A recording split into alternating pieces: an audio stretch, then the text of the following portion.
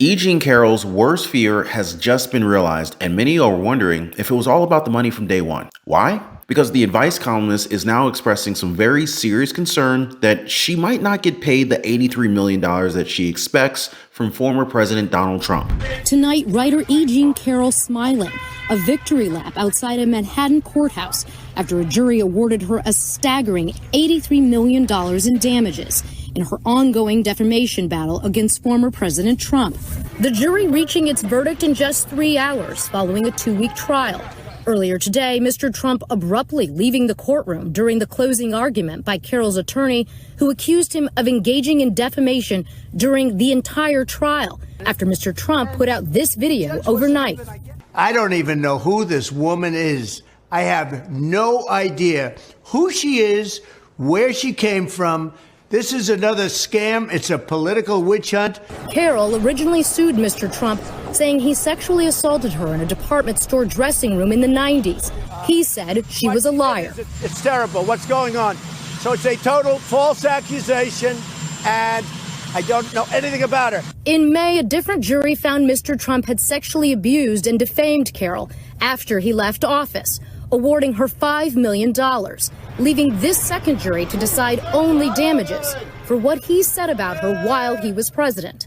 Carroll alleged his original remarks unleashed a torrent of threats online from Trump supporters and tarnished her reputation. Now, we're all very much in the know about the many different issues that Donald Trump is facing, many of which are targeted for him to go bankrupt for some reason. I mean, you've got Letitia James in New York and Judge Engoron representing the state of New York, and they want roughly $500 million from him and from his family. He's also racking up 6 figures in interest over there every single day. Then you've got multiple states within the country that want him removed from ballots so that supporters can't vote for him. And E. Jean Carroll is coming around the corner and saying, hey, where's my money? Now, before we really get into this thing, guys, all I ask is that you take 1 second, drop a quick like for the video. I totally appreciate that. And I just want to thank you guys so much for always sharing these videos. You guys are amazing. So Alina Habba, who serves as Trump's attorney, has advised Carroll not to purchase anything that she's going to regret in the future. So Carroll was interviewed earlier this year about her huge win against the former president. This is when she went on MSNBC and talked to Rachel Maddow about her $83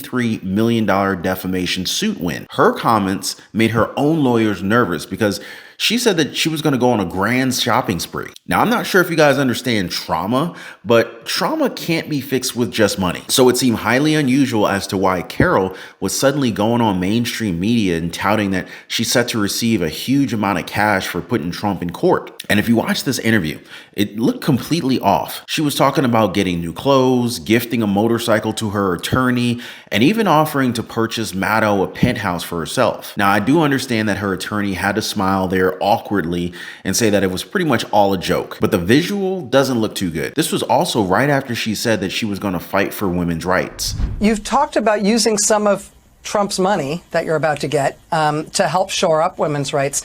Do you know what that might be, what that might look like? Yes, Rachel. Yes. Tell me. I had such great ideas for all the good I'm going to do with this money. First thing, Rachel, you and I are going to go shopping. We're going to get completely new wardrobes, new shoes, motorcycle for Crowley, new fishing rod for Robbie. Rachel, what do you want? Penthouse? It's yours, Nothing. Rachel. Penthouse and France? You want France? You want to go fishing in France? No? Oh, all right, okay. That's a joke. This is how she perceived that fight to be fought. Trump's lawyer also said that Carroll didn't care about how the public perceived her. All she wanted was the money and the publicity, which kind of plays right into what she's saying right now. Now, like I said, E. Jean Carroll, she's worried that she's not going to be getting her big payday. According to Carroll's lawyer, Trump is asking the court to trust him and that he's offering a case with an $83.3 million judgment against him, the court filing equivalent of a paper napkin. They then added that it was signed by the least trustworthy of borrowers, Donald Trump. Now, this stems from the former president's request that a judge delay enforcing the 8-figure sum. The reason behind it is that his legal team is attempting to get the verdict reduced or eliminated entirely in post-trial motions. Another alternative was for Trump to be allowed by the judge to post bond in a substantially reduced amount. Now, many analysts are saying that this is why Carroll is panicking. There's probably a chance that she's already spent some of this money that she doesn't even have yet. And Carroll's lawyers are also worried about Trump's case in New York, where he's being asked to pay almost $500 million. And so this is why Carroll's legal team is saying that it might become even tougher for them to be able to collect on the money that they feel that they're owed. They also said that Trump has no basis as to why he needs to delay this payment. Within the filing, they also said that the former president doesn't offer any information about his finances or the nature and location of his assets, and that he doesn't specify what percentage of his assets are liquid or explain how Carroll might go about collecting money. So what they're saying here is that Trump has so many legal troubles where he's expected to pay out millions of dollars, and that creates a little bit of a problem for how they're going to be able to collect for their client. Now again, this is why some people have criticized Carroll that it's always been about the money and nothing more. But again, that topic is a little bit subjective. So Carroll's legal team were also worried that the appeal from Trump could change everything. They said that the appeal might extend up until late 2024, where the former president could win the 2024 presidential elections, which could make their jobs that much harder, as it's going to be difficult to collect money from the next president of the United States. So Trump has repeatedly alleged that Carroll made up this entire story just to sell her book.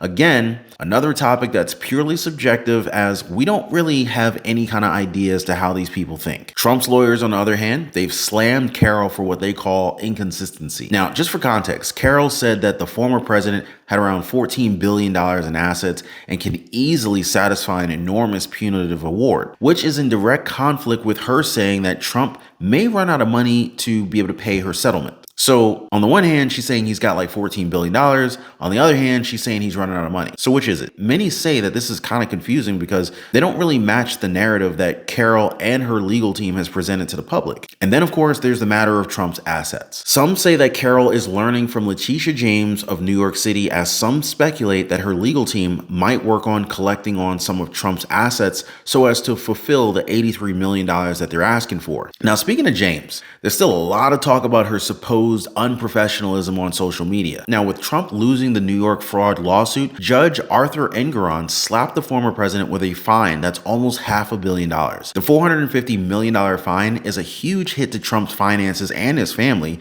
if ever he's forced to pay for it. So James, on the other hand, has been posting on her X account, Twitter account, and is seemingly twisting the knife behind Trump's back. Now, on one post, she posted the amount of $464,576,230.62 with no other content. Just a day after that, she then quoted the original tweet and then wrote plus $114,553.04, which is an obvious reference to the amount of interest that Trump accrued in just 24 hours. James has also been very vocal about her plans to seize the properties and the businesses of Donald Trump in order to come up with this amount. Now, some analysts are saying that she's actually looking forward to it, as this will further drive Trump closer to bankruptcy. This idea has not gone unnoticed and had Shark Tank's Kevin O'Leary talking about it recently. So O'Leary says that this case, it had no individual losing any money. Again, it's a victimless crime. No harm parties could be presented because no monies were lost. In fact, the banks were fully paid back, and so they made money. So then why does this deserve a $500 million fine to be paid by Donald Trump? He says that this doesn't make any sense at all, and adds that this kind of stuff happens in Venezuela. It doesn't happen in New York. Now again, I'm gonna keep watching this thing unfold for you guys,